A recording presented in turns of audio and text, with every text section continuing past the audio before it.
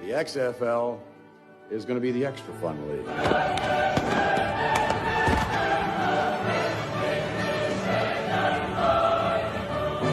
Some have called it an unprecedented television event. Others have called it a desperate ploy for ratings. They hate me, baby. They hate me.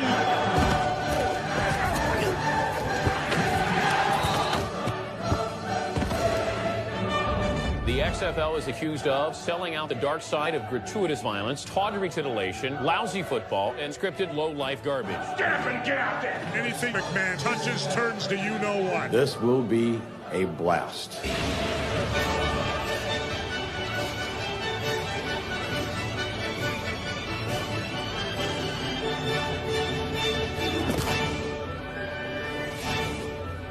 An anxious nation awaits.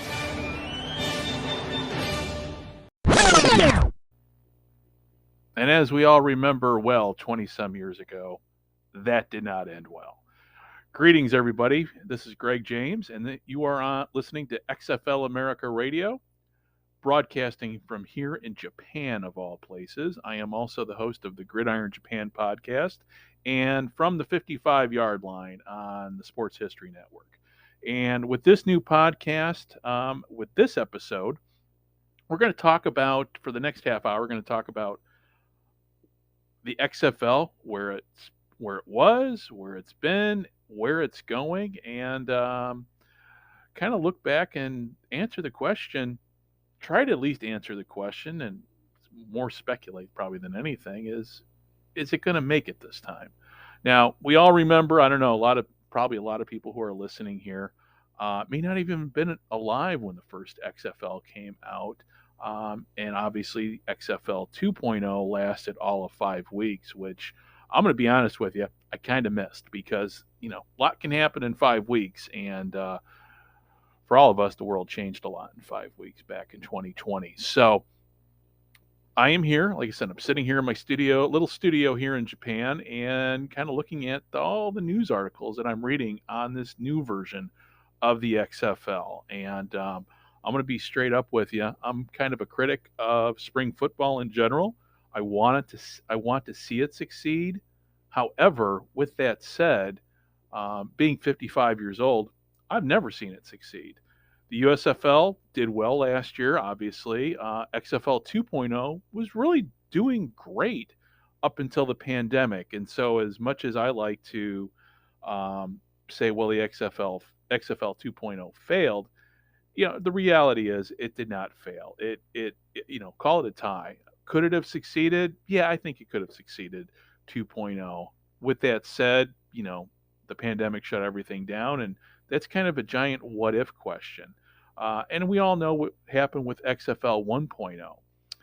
And, for those who are advocating spring football, and obviously for those of you who follow me on Twitter, whether it be at CFL America or at Great NFL Funbook, and also at XFL America, at USFL America, got a few of them on Twitter. I think most of you who listen to this probably already kind of know my opinion towards the spring leagues.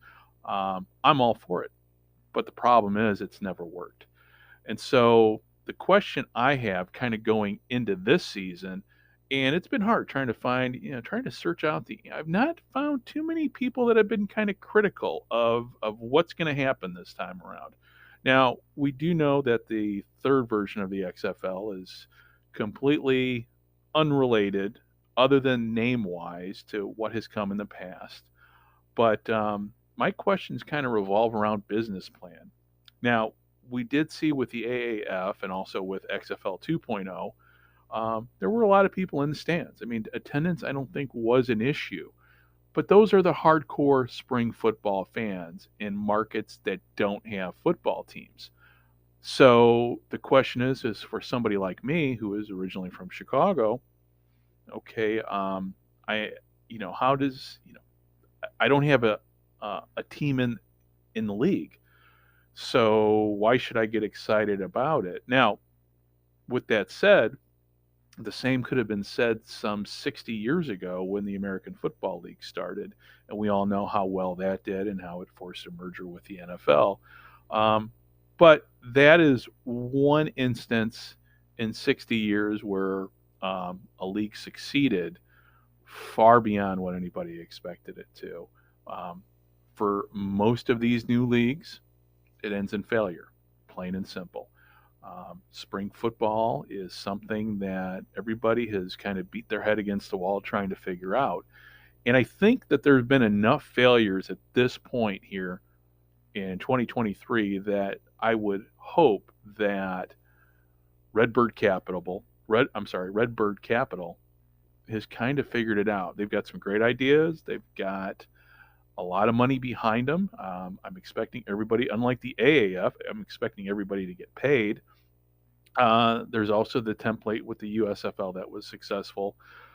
So, yeah, I am very positive about what is coming down the pike. I mean, television contracts are in place. For somebody like me who lives overseas, if you're listening to this overseas, you can watch the XFL on ESPN Plus. With that said, though, you're going to need a VPN, and VPNs are kind of tricky, especially if you're trying to watch football on a smart TV. I moved over here to Japan about 3 months ago, and it's been an education trying to get VPNs to work.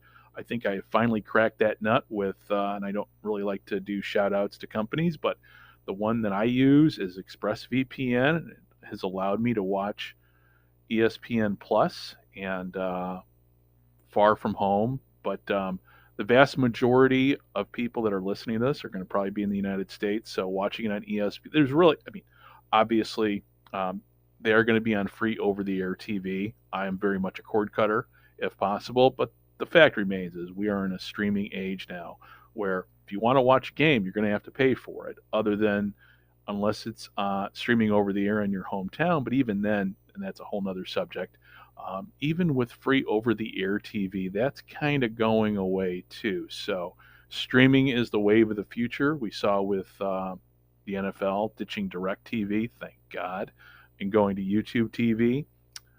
The NFL, for me, has the International Game Pass.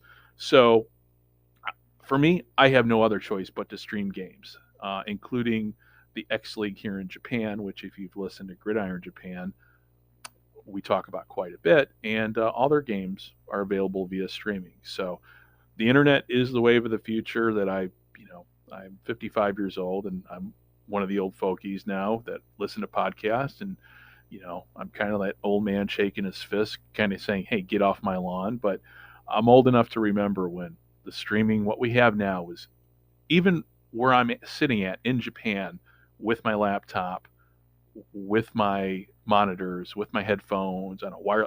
This was all science fiction 30 years ago. So here we are. We are getting ready to start the season. We've got games that are going to be on set that are going to be here this weekend. We've got 4 games. I'm not going to sit here and give you a prediction as to what I think is going to happen because let's be honest, these are brand new teams. Anything could happen. The players, well, right now we're all rooting for Laundry because these are guys that are honestly hoping to get noticed by the NFL. Whether they do or not, I'm sure we're going to see a few breakout stars. But we've also got different cities than last time, and that are playing in venues that range from big to small, and probably the smallest being where the Vipers are going to be playing out there in Vegas. From what I understand, last I saw, they're going to be playing in a minor league ballpark, which, to be honest with you, is not unusual. Baseball parks were kind of the norm back in the day, back in the 50s, 60s. I mean, back when pro football came about, that's where pro football teams played, was in baseball parks. So we'll see what the optics are. We'll see what the optics are on that during the season. Though I would suspect that at some point they're going to move into a bigger stadium, hopefully where the Raiders play. But right now the optics of playing in a minor league ballpark, honestly, in a way, kind of diminish the league. But with that said, the league is just starting out, and I've been to baseball. I've been to football games in baseball parks. Not a bad way to watch a game, actually. The only drawback is you are in Las Vegas, and watching a game in the heat is not fun. But with that said, the season starts here in only runs from February through the end of May. I'm sorry, through the end of April. And, while Vegas is warm, it's not brutally hot like Vegas is during the summer, back when the Las Vegas Posse played there with the Canadian Football League. So now kind of moving on here in terms of just looking at everything. The one thing that I have had an issue with has been looking at trying to get some articles that are very objective about the XFL. There are several news sites out there that cover the XFL, XFL Newsroom, XFL News Hub, the Markcast, the XFL Show. I could go on and on. And they're all good sites in their own right. They're all good podcasts in their own right. But the one thing that I've kind of noticed as I've looked at everybody is nobody's asking the critical question as to, okay, what's the business plan? How is this going to work? Where does the XFL see itself, say, 10 years down the line? Now, I know they have working agreement with the Indoor Football League, which is great.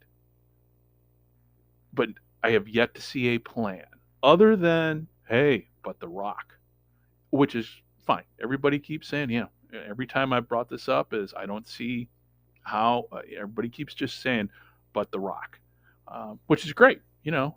But my issue there is, while Dwayne Johnson is very successful, he also got fired by DC Studios, and he made Black Adam. Black Adam was a great movie. I'm a huge DC fan, huge Captain Shazam fan. So, I love the movie, but the reality is he got fired by the DC.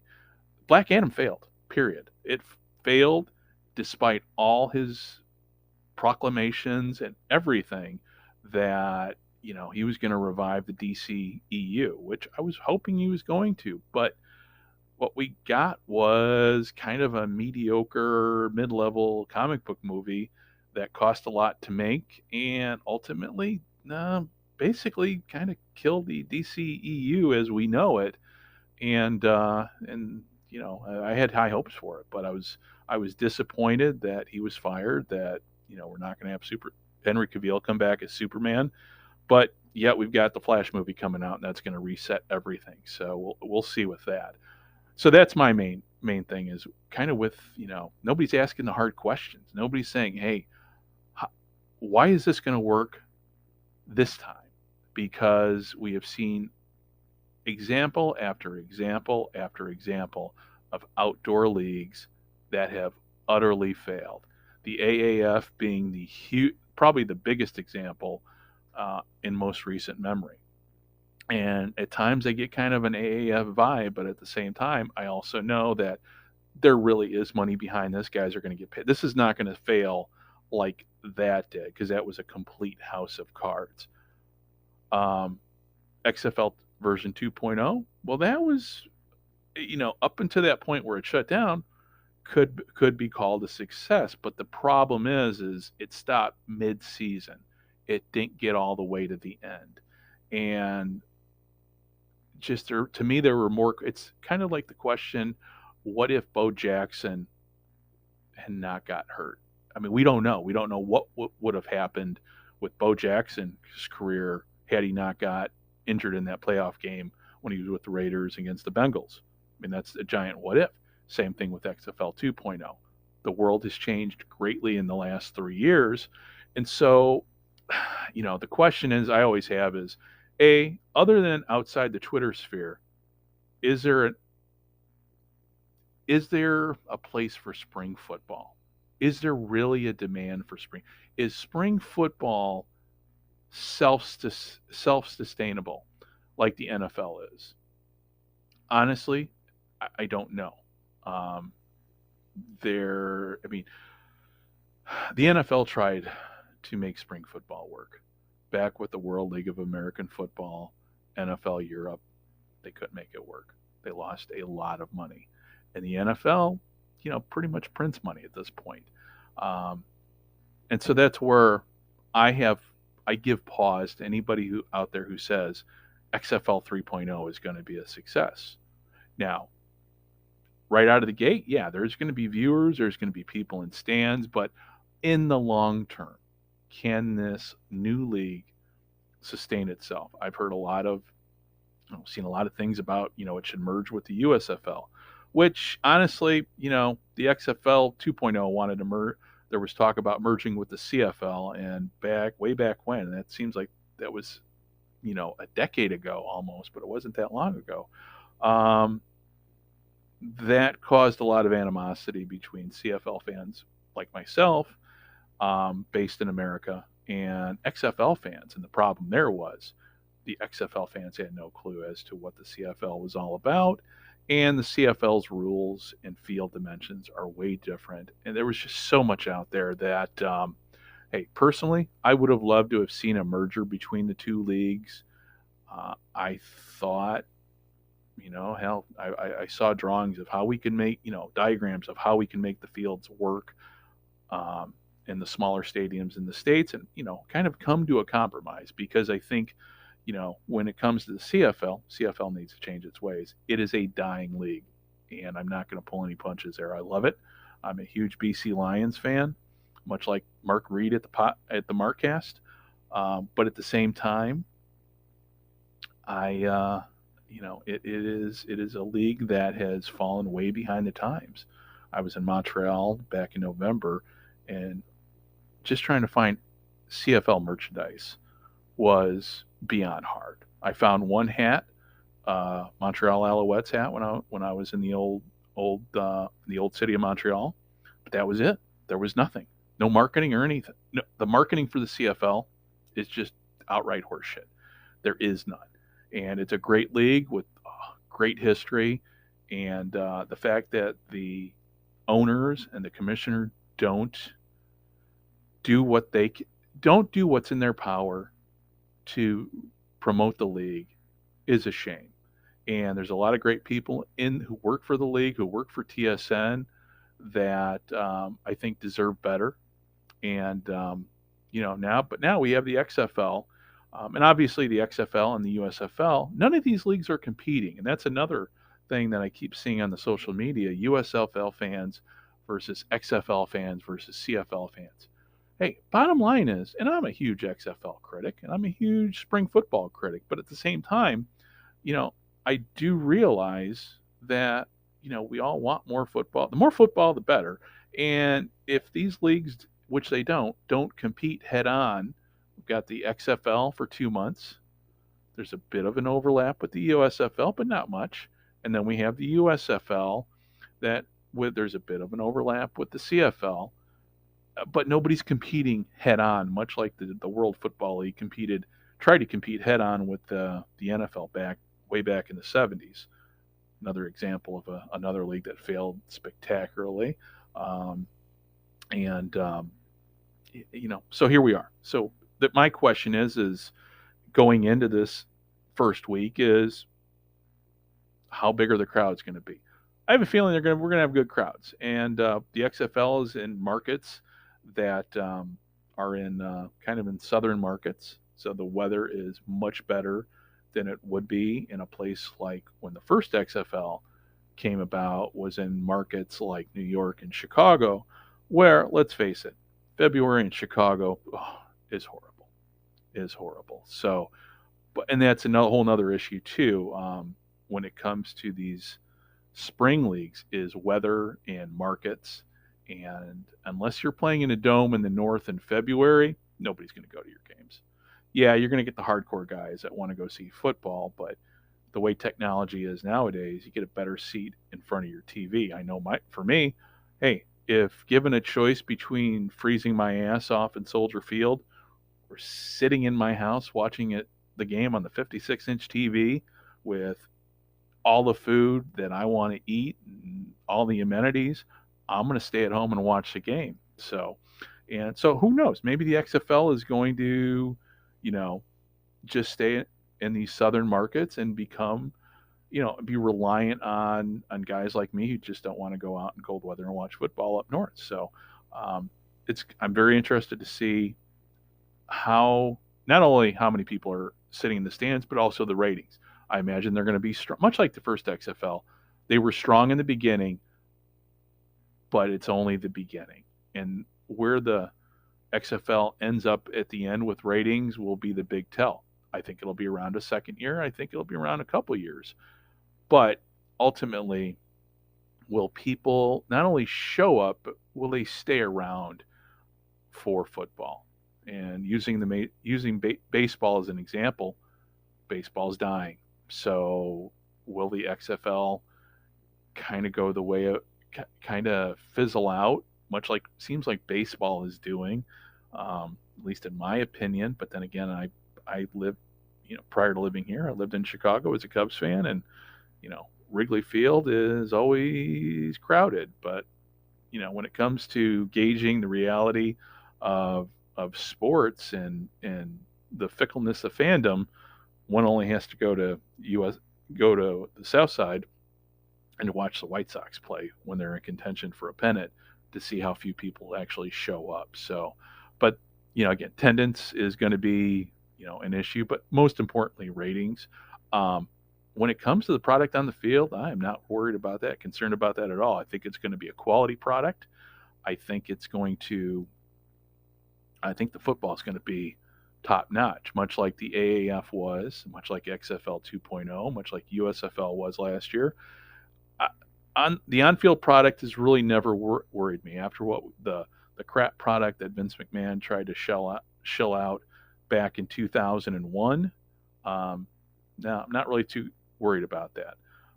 And you've got some great coaches that are in this league, and there's money behind it. And honestly, I don't think Dwayne Johnson or the people he works with would put a crap product out there if they thought they were going to put a crap product out there, they would have delayed the start of this league another year. So I'm very positive about the league moving forward. I'm not a screamer. I'm not a rah-rah guy when it comes to the XFL, but I'm a realist. I'm an armchair historian, I'm a member of the Pro Football Researchers Association, so I'm a bit of an armchair historian, and I know full well the difference. I know what the expectations are, but I also know what the challenges that the XFL is going to face as time moves on. Can it keep up that energy that the NFL does? And the NFL, comparing the XFL to the NFL, is a disservice to both leagues. But who knows? I mean, fantasy football, gambling, all these different little things that we take for granted now as NFL fans. Hopefully the XFL is going to leverage and hope that's going to sustain it, help its growth, sustain its growth, and keep spring football with us for a very long time. If it merges with the USFL, great. That just means more football for all of us.